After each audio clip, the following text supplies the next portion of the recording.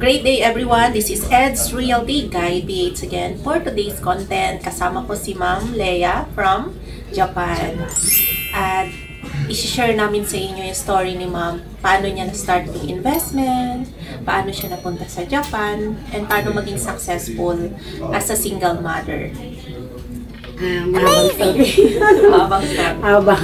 Yung napunta ako ng Japan kasi yung ate ko, nagtatalan-talan siya before. Hindi, nag-asawa siya ng Japanese, nagkaanak siya.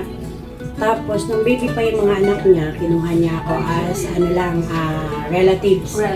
Nag-alaga ako ng pamangkin ko. And then, siguro after mga ilang months, alam mo na uso kasi yung Kekon visa.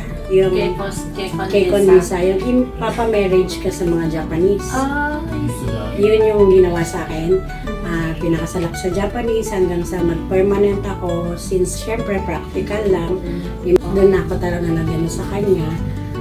Tapos noon syempre support niya muna ako hanggang nakapag-work ako. Ang unang work ko dun sa mga gulay, nagpapak ng mga gulay. Tapos ang hirap, ang bigat. Parang feeling ko, sabi ko, parang akong kargador sa Divisoria. Kasi 20 kilos, 10 kilos yung binubuhat ko. Kaya nyo yan. Okay lang. Tapos, hanggang sa step by step na naman ako ng mga catering services, yung sa mga aeroplano, yung mga nasa cater, pagka, di ba, nagsakay tayo ng airplane, sa flight, may mga meals yan. Kami yung gumagawa sa Gate Gourmet, siya, mga JAL, airlines. Then, mga ilang taon, then, uli ako, nag-try ng iba't ibang work, hanggang sa, itong latest ko, napunta ako ng immigration.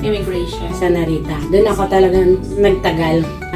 Bali, plus ngayon, yung business ko, nagkaroon ako ng additional, yung pabitbit bagahe.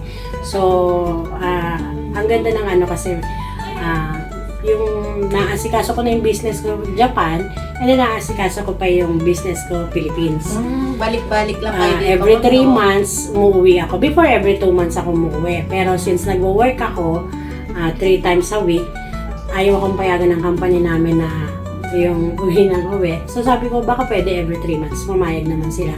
Kaya ang ganda ng sa akin kasi both business ko na asikaso. Asan na yung mga anak nyo ngayon? Tapos yun sila, yung mga anak ko, lahat nakuha ko na rin. Kaya dapat yung mindset natin is mag-invest, mag-business, so magsipag para, di ba, sa natin. Kasi pag dito ka sa Pilipinas, kahit anong sikap natin, di ba? Medyo mahirap kasi dito sa Philippines, ma'am. So, yun ma'am, in-encourage din natin yung mga working abroad ng mga Pilipino na mag-invest din para sa kanilang future. Para at least kahit na mawalan tayo ng work or hindi natin kasi alam kung ano magiging kinabukasan natin. Correct. So, kung may ipon tayo, hindi tayo mahihirapan. Like ako ngayon, inuna ko ang pag-i-invest. And then ngayon, before ang work ko, double work. Nagwo-work ako ng 6 a.m. to 12 noon sa supermarket as nagro-roll ako ng mga sushi. Kaya natuto ako maggawa ng sushi. And then, naka-uniform na sa loob ng damit ko. Pag inubad ko yun, andun na yung uniform ko going to airport. Next job. Ang start ng work ko is 2 p.m. Okay. So, habang nagdadrive ako, hinubad ko na yung damit ko. Tapos, para makakain ako ng lunch, meron kasi dun sa Japan ng onigiri. Yung kanin na siya. Parang nakakain ako dun, ma'am. Rectangle. Yung rectangle. Sa Taiwan kasi nakakain ako. Sa convenience store. Bibili lang ako doon. So, habang nagdadrive, yan, isang kamay ko kumakain. Para, yung oras ko ba, talaga manage. Kasi kung ba uwi ka pa kakain. Kaya maganda talaga yon na bibili ka sa convenience store. Tapos habang nagdadrive kumakain. Then pagdating ko doon, work na ako kagad. Uwi naman ako ng 8 p.m. Kaya yun ang inano ko sa mga anak ko. In-encourage ko sila na pag gusto nyo, pagsikapan nyo para hindi kayo mahirapan. Pagdating ng panahon, may investment kayo. Thank you for sharing, ma'am. Yes, sana ma-inspired ang ating mga viewers. Kasi like ako, single mom for 12 years, pero yung 4 na anak ko, ayun, ngayon sila, ang gaganda na ng mga work nila. So, yung bunso ko na lang ang aking pinag-aaral ngayon.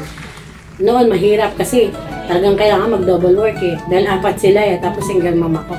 Pero ngayon, unti-unti nakakaano na ako. Ngayon, doon na lang sa pinakabunso na lang pinag-aaral ko. Kaya, medyo hindi nahirap. 3 times a week na Pwede na lang mag-travel, ma'am. Travel na lang talaga. Last month, galing ako ng Guam. Then, ngayon to Pinas.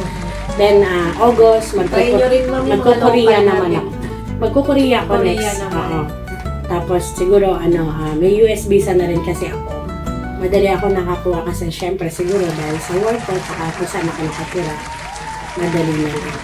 Saka next time, ma'am, bibisitahin ko kayo sa Japan, ma'am.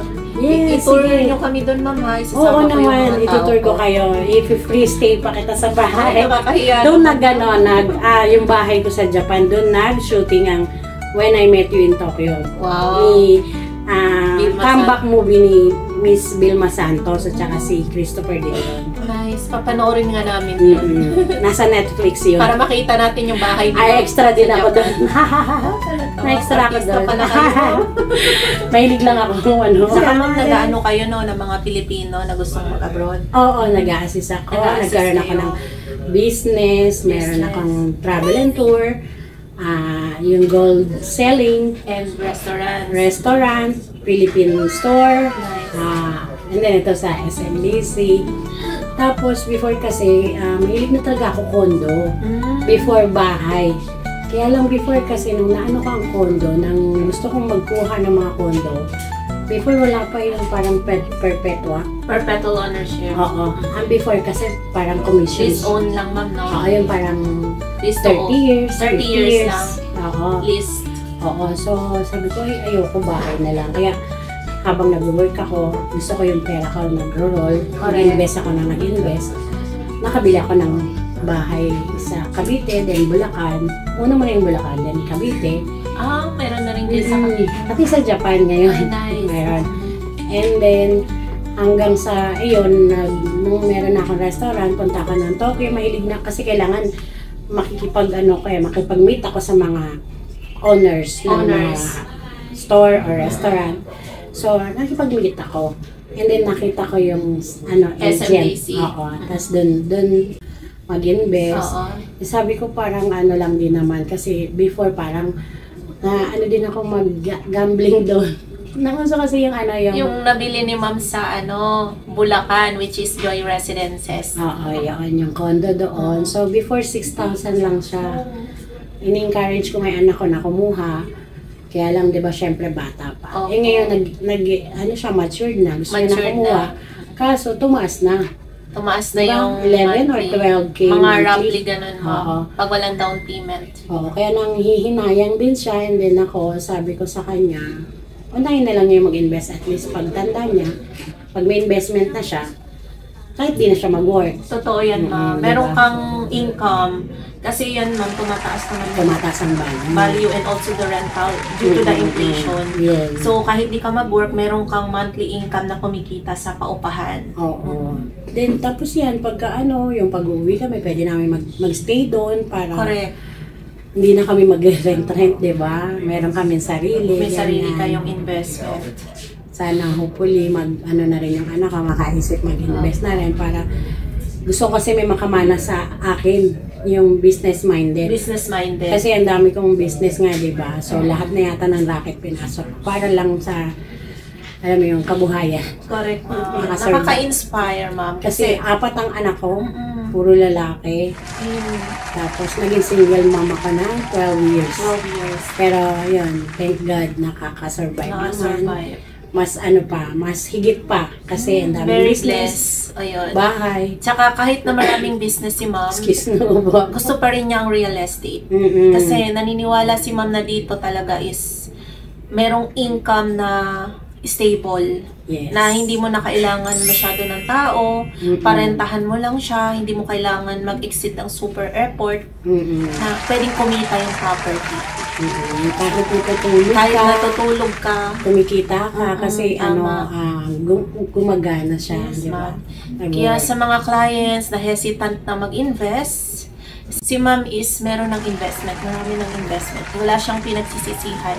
Kaya itry nyo lang. Wala Actually, namang gusto ko mawawala. pang magdagdag kasi pagka in time, siguro makaano ulit ng blessings. Correct. Gusto ko pa talagang magdagdag kasi maganda siyang gawing business. Airbnb or sa booking.com.